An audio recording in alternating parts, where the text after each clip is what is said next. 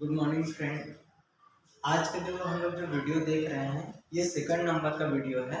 First video में हमने 12th class का जो है पूरा सिलेबस के बारे में समझा कि उसमें जो है क्या क्या चीज़ें इम्पोर्टेंट हैं। और आज जो हम लोग सेकंड जो वीडियो देख रहे हैं वो जो सेकंड वीडियो में टॉपिक है जीव में जनन। इसको पढ़ने के लिए सबसे बेटर तरीका आपको जो मैं बता रहा हूँ कि आप सभी कॉपी पेन उठाएं और बिल्कुल मेरे साथ आप चलते हुए नोट्स बनाएं। यकीन मानिएगा बेटा, ये आपके 12th एग्जाम के साथ साथ कंपटीशन एग्जाम में भी काम आएगा। तो इन चीज़ों को जो जरूर ध्यान रखना। चलिए आइए हम लोग स्टार्ट करते हैं।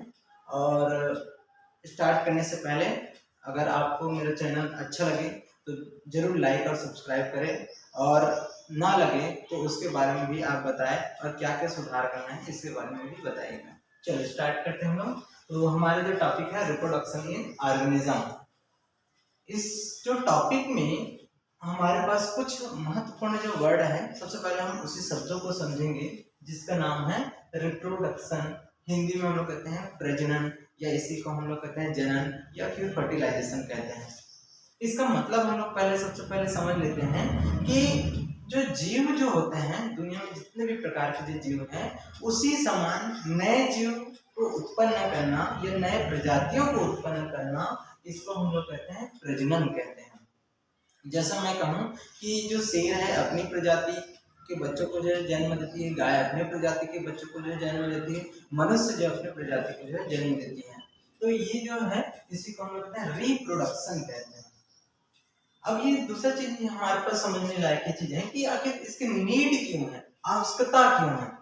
तो पहला जो इसका हम लोग कारण देखेंगे तो जीवों में विलुप्तीकरण को बचाना है ना। प्रजनन में हमें जीवन कितना विलुप्त हो रहा है उसकी जो हमें क्या करना है, संरक्षण करना है या बचाना है।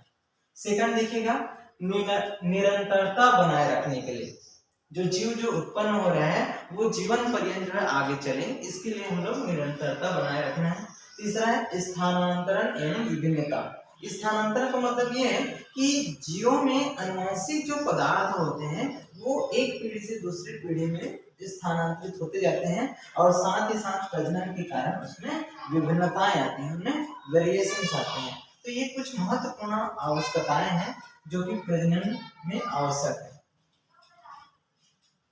नेक्स्ट इसमें हम लोग बात करते हैं मोड्स ऑफ रिप्रोडक्शन, मतलब प्रजनन की क्या क्या तरीके हैं या क्या क्या विधि है। तो प्रजनन की मुख्य रूप से दो तरीके हैं। पहला जो होता है एसेक्सुअल रिप्रोडक्शन और दूसरा होता है सेक्सुअल रिप्रोडक्शन। एसेक्सुअल को हम लोग अलैंगिक जनन और सेक्सुअल को लैंगिक जनन कहते हैं।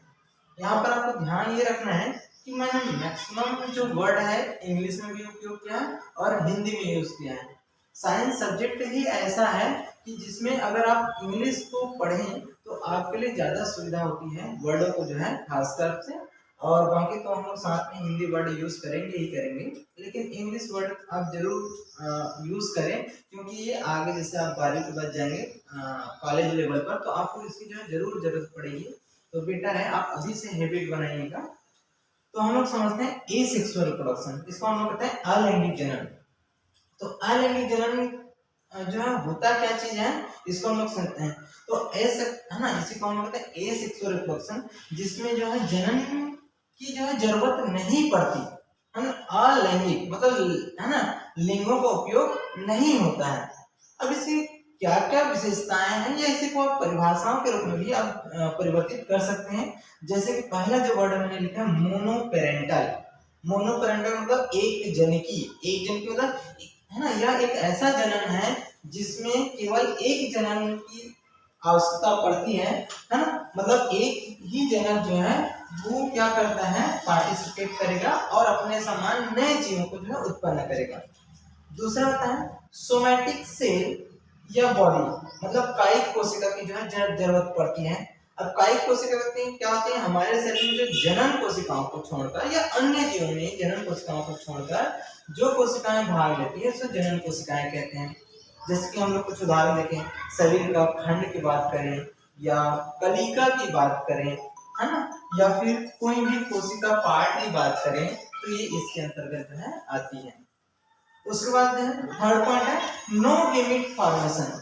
इसमें किसी भी प्रकार का युग्मक का निर्माण नहीं होता। युग्मक हम लोग आगे इसके बारे में हम समझेंगे क्या चीजें हैं, लेकिन फिलहाल ये समझिएगा इसमें किसी भी प्रकार के युग्मक का निर्माण नहीं होता।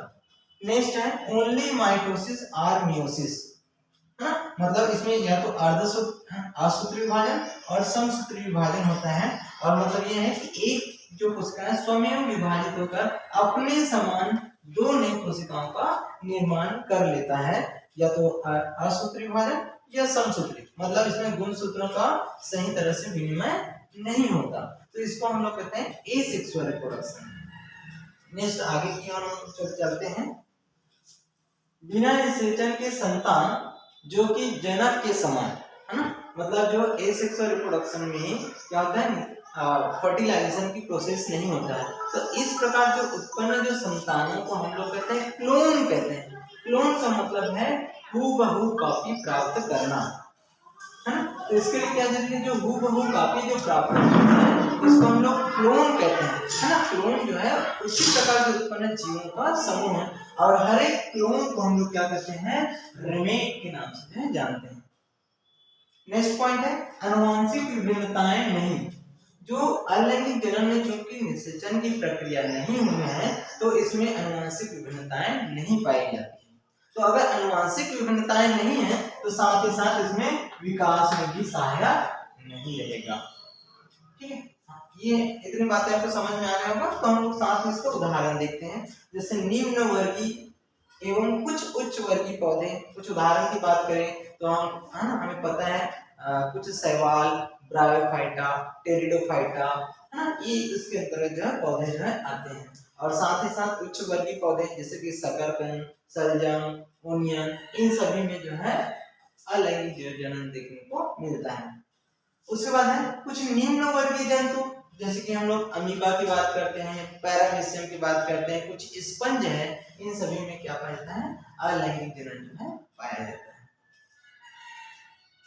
ये तो हो गया पहला प्रकार, जो मोड्स ऑफ रिप्रोडक्शन देखे उसका पहला प्रकार। अब सेकंड प्रकार की बात करते हैं, सेक्सुअल रिप्रोडक्शन। यहाँ पर समझने योग्य बात यह है कि जो चीजें मैंने एसेक्सुअल रिप्रोडक्शन में बताया उसी चीज को आपको जो उल्टा, है ना, जस्ट विपरीत करना है। विपरीत इन द सेंस कुछ सिमिलैरिटी है उससे बस मैच करना है। तो इसमें पहला जो विशेषता है द्विजनकी, मतलब बाइपेरेंटल। ठीक है, देखो यहाँ पर आप जरूर गेस करिएगा, इसमें मैं जस्ट इसका अपोजिट वर्ड जो है लिखने की कोशिश किया है ताकि आपको जो है इसको समझने में आसानी हो। तो यहाँ पर मैंने लिखा है बाइपेरेंटल, जबकि इसमें क्या था, ओनली मोनोपेरेंटल था। बाइपेरेंटल मतलब दो जनकों की आवश्यकता होती है। जैसे हम लोग बात ये जो दो प्रकार से हो सकते हैं, एकलिंगी और द्विलिंगी। एकलिंगी का मतलब ये है कि अलग अलग जो है लिंग का जो है पाया जाना, इसको हम लोग कहते हैं इंग्लिश में यूनिसेक्सुअल कहते हैं। और द्विलिंगी का मतलब होता है बाइसेक्सुअल, मतलब दो लिंग जो है एक ही जंतु में पाए जाना। दोनों में अंतर समझिएगा कि अलग अलग जो लिंग जो है अलग अलग जंतुओं में देखने को मिलता है, जबकि इसमें एक ही जंतु में दोनों लिंग एक साथ उपस्थित हो सकते हैं, तो इसको हम कहते हैं द्विलिंगी। कुछ उदाहरण की बात करते हैं एकलिंगी, जिसे सबसे बेस्ट आपको समझना है तो मनुष्य जो है एक लिंगी जो है प्राणी है, जिसमें, है ना, नर एवं मादा अलग अलग होती हैं। इसी प्रकार जो है गाय, बिल्ली, कुत्ता, ये जितने भी जो जानवर आपके पास दिखाई देते हैं तो वो जनरली एक लिंगी होते हैं। जबकि द्विलिंगी की बात करें, जैसे कि कछुआ, बेस्ट एग्जांपल याद रखेंगे, कछुआ, है ना। सेकंड है लीच, जिसको हम लोग कहते हैं जोंक कहते हैं, है ना। तो इन और टेपवर्म, इनमें क्या होता है, द्विलिंगी जो है होते हैं, जो जनक जो होते हैं। नेक्स्ट हम लोग बात करते हैं जनन कोशिका। जनन जो कोशिका जो होती है, जिसको हम लोग कहते हैं जर्म सेल कहते हैं, इसमें जो पार्टिसिपेट करता है। जबकि इससे पहले हमने अलैंगिक जनन में हमने क्या देखा कि उसमें जो है सोमेटिक कोशिका जो है भाग लेती है या कायिक कोशिका भाग लेती है। थर्ड है युग्मक, युग्मक निर्माण। तो युग्मक जो है कहना चाहिए एक ऐसा प्रिमिटिव सेल से होती है जो क्या करते हैं, फ्यूज करके, है ना, बहुत इंपॉर्टेंट चीज है, फ्यूज करके नया, है ना, जनक बनाने में या फिर क्या करते हैं नई पीढ़ी बनाने में सक्षम होती है। तो यहाँ पर हम लोग देखेंगे इसमें युग्मक दो प्रकार के हो सकते हैं। एक जो होता है नर युग्मक, इसका सिंबल याद रखिएगा, इसको हम लोग कहते हैं नर युग्मक, और दूसरा को जो हम लोग कहते हैं मादा युग्मक कहते हैं। तो ये तो हो गया अलग अलग, लेकिन किसी किसी में अगर एक साथ पाया जाता है इसको हम लोग कहते हैं बाइसेक्सुअल या द्विलिंगी कहते हैं। तो नर के लिए हम लोग ऊपर ऐसे शो करते हैं और मादा के लिए नीचे प्लस का साइन उपयोग करते हैं। नेक्स्ट है, इसमें जो विभाजन की जो क्रिया है वो समसूत्री और अर्धसूत्री प्रकार का होता है। इंग्लिश में इसको हम लोग कहते हैं माइटोसिस सेल डिवीजन और मियोसिस सेल डिवीजन कहते हैं।